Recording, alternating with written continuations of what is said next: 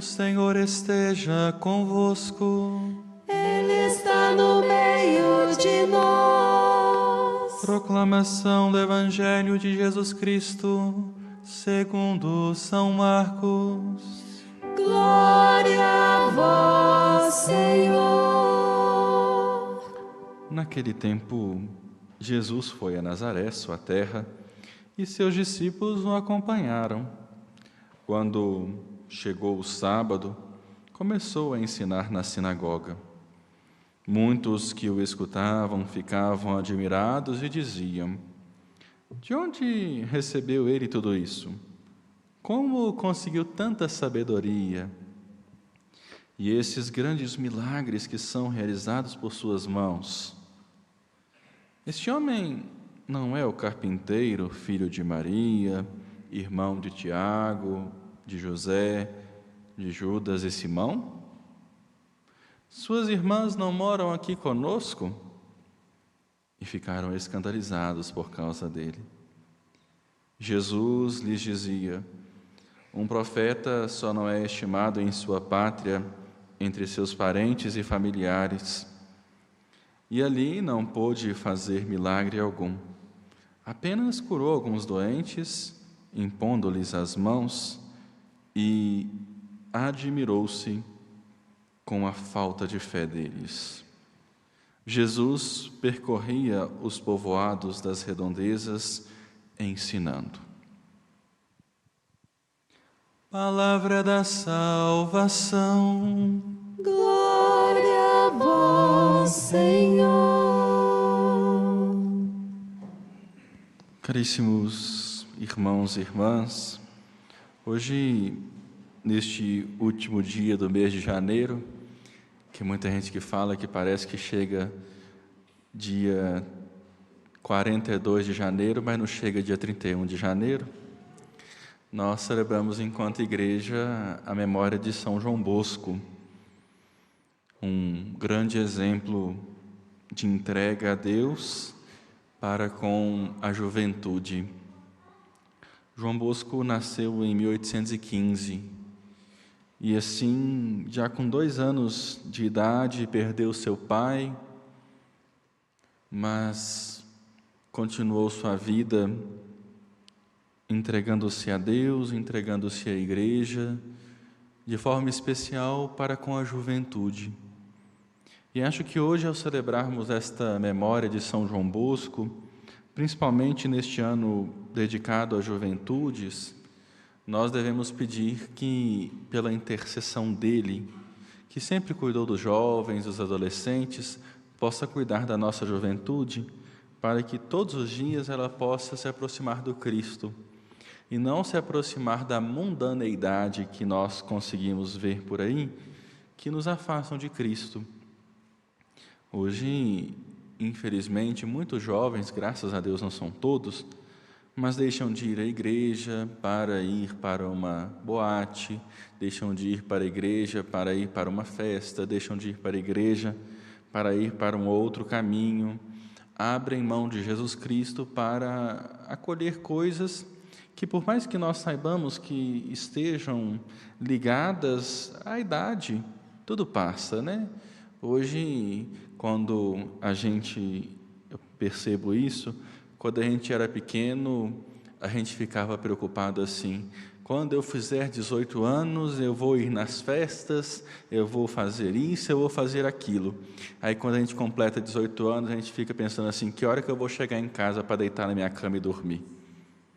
Porque, infelizmente, a cabeça de um jovem de 13, 14 anos não é a cabeça de um de 20 e poucos que já é um adulto. E a gente percebe que tudo é uma questão de fases, mas é um processo que nós vamos constatando que é necessário passar por este momento da nossa vida, porque todos nós somos jovens. E assim como o jovem hoje que briga com o pai, que briga com a mãe, a fala é: fique tranquilo, um dia você vai ser pai, um dia você vai ser mãe e vai entender aquilo que seu pai e que sua mãe falava. Na hora a gente não entende, mas depois a gente vai percebendo que era tudo uma fase. A vida é cercada de fases, elas foram feitas para serem vivenciadas, algumas superadas. Mas que nós não tiremos a juventude, porque infelizmente também, se temos uns que vivem demais a juventude e esbanjam a vida num caminho às vezes que é um pouco desnecessário, mas tem sua necessidade, nós temos outros que devem experienciar uma maturidade tão precoce que não puderam viver a infância, não puderam viver a juventude, não puderam experienciar aquilo que é necessário para dar conta, para ajudar a fazer com que o seu alicerce seja bem fundado.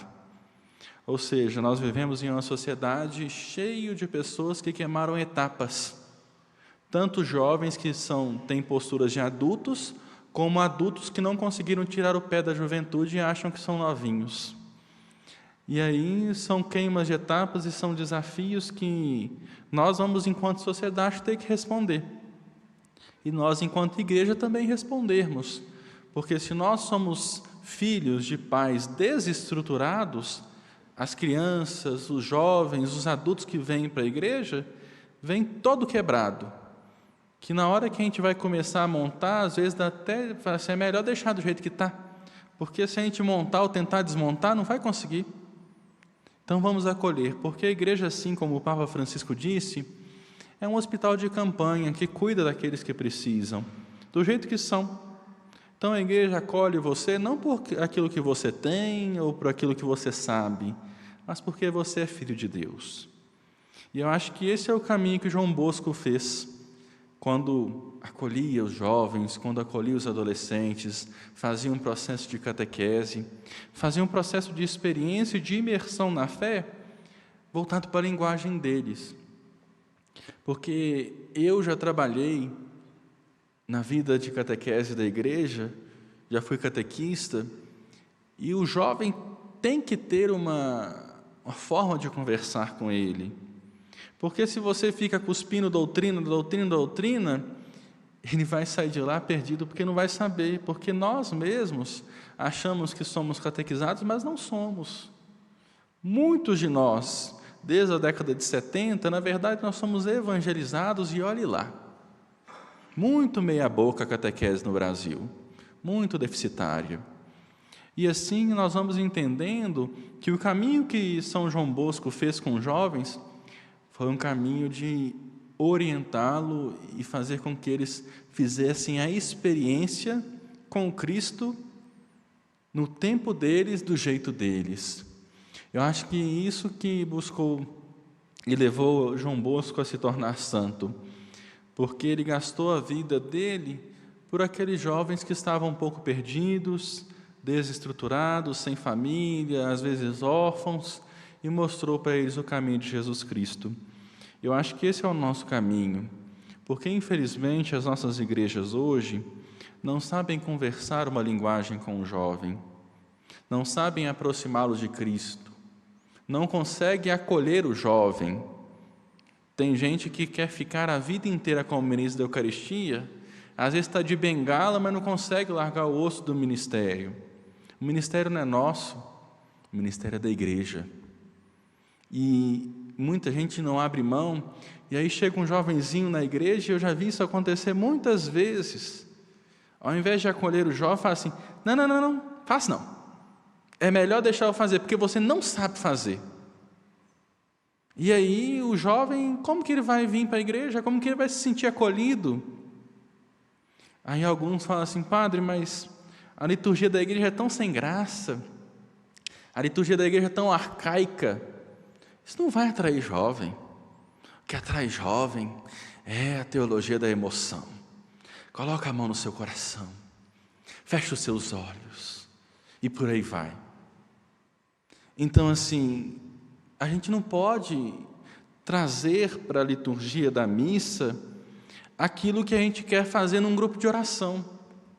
Se você quer fazer essa experiência de uma música mais animada, uma bateria, uma guitarra, nada, isso pode ser tocado na igreja, na missa, com moderação.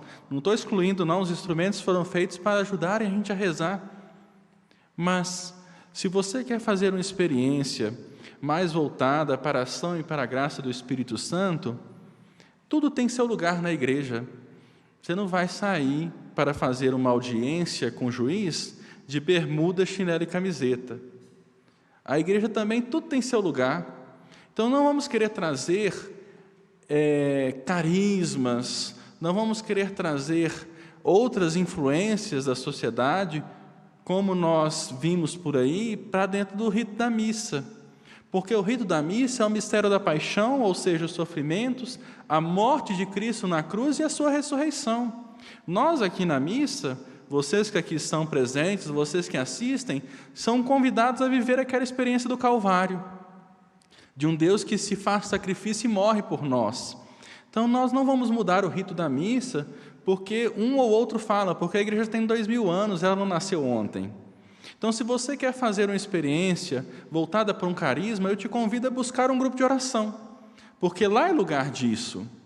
Missa não é lugar de ficar passando com o Santíssimo e as pessoas chorando e se emocionando. É Deus, a gente sabe que é, mas nós devemos separar alho de bugalho, uma coisa de outra. Não podemos misturar. Nós não podemos entrar com drone com o Santíssimo na igreja. Nós não podemos fazer as coisas daí de fora colocando músicas, né? Por exemplo, colocar uma música voltada para o forró como um canto de entrada, que as pessoas, ao invés de cantar e contemplar o mistério, vão começar a querer dançar forró para lá e para cá. Então nós devemos compreender o nosso lugar. E a igreja, em sua sabedoria, sabe muito bem separar isso daquilo. E São João Bosco teve essa pedagogia de separar uma coisa da outra. Portanto, tudo tem seu tempo, tudo tem seu lugar. Às vezes a gente quer mudar demais a igreja e esquece que a gente também precisa mudar. A gente esquece de cuidar, a gente esquece de evangelizar, a gente esquece de anunciar o Cristo. Então, quando percebemos e celebramos essa memória de São João Bosco, nós devemos pensar que nós, enquanto igreja, temos a função de cuidar dos jovens, porque se os jovens não vêm à igreja, daqui a pouco nós vamos fechar as igrejas, porque todo mundo vai morrer. Todo mundo morre, né? A igreja só vai ficando, o povo vai ficando idoso, e as pessoas não vão dando conta.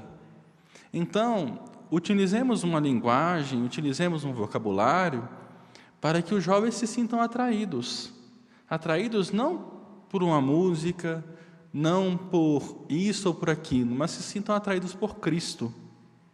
E o Cristo é anunciado não como um Cristo velho, um Cristo arcaico, mas é um Cristo que se fez gente e habitou no meio de nós para que assim nós pudéssemos fazer a experiência com Ele. Assim, se aí na sua paróquia, aí na Conchinchina, acontece das pessoas não quererem acolher jovens, fala assim, olha, tudo bem, mas daqui a pouco essa comunidade vai morrer, porque não vai ter jovens. Então abram as portas da igreja para os jovens, como João Bosco fez. Abram as portas da igreja, como São João Paulo fez, abrindo a Jornada Mundial da Juventude e dizendo, olha, eu quero jovens que sejam santos, santos de calça jeans, santos que bebam esse refrigerante que vocês sabem, santos que comam cachorro quente. Hoje, santos que andem, que usem iPhone, santos que usem essas roupas que nós usamos hoje em dia, santos que sejam pessoas que não sejam extraterrestres, mas que sejam pessoas. Abram as portas da igreja para a juventude, não desmerecendo os mais idosos, porque eles cuidam de nós também, mas na certeza de que esses jovens cheguem para cuidar desses mais velhos, porque um dia eles também se tornarão mais velhos, porque as dores no corpo, as artroses, chegam para todo mundo, porque o tempo passa. E a igreja continua, porque a igreja não é simplesmente uma instituição que tem seres humanos, mas é a presença de Deus no meio de cada um de nós e que Cristo é a cabeça dela. Assim, que nós não façamos com os jovens como aconteceu com Jesus Cristo neste Evangelho. Foi para a terra dele. E como diz o povo, né? Santo de casa nunca faz milagre. As pessoas conhecem a gente, sabem quem nós somos, o que nós fizemos ou deixamos de fazer. Jesus Cristo não foi bem acolhido no seu meio e às vezes nós também não vamos ser acolhidos. mas que se nós queremos continuar uma vida em comunidade, uma vida próxima a Cristo, que nós acolhamos a todos, não pelo pecado, mas porque são pessoas que precisam da graça e do amor de Deus como qualquer outra. Assim como nós rezamos no Salmo hoje: perdoai-me, Senhor, meu pecado. O Senhor perdoa o nosso pecado e não olha para ele, mas olha para todos nós que somos pecadores, porque nós precisamos dele. Acolhamos a todos. Sejamos uma igreja da acolhida, mas não a igreja que consente com o pecado do outro, mas uma igreja que acolhe e que orienta, para que assim tenhamos um caminho de conversão. Louvado seja nosso Senhor Jesus Cristo. Para sempre Sempre seja louvado.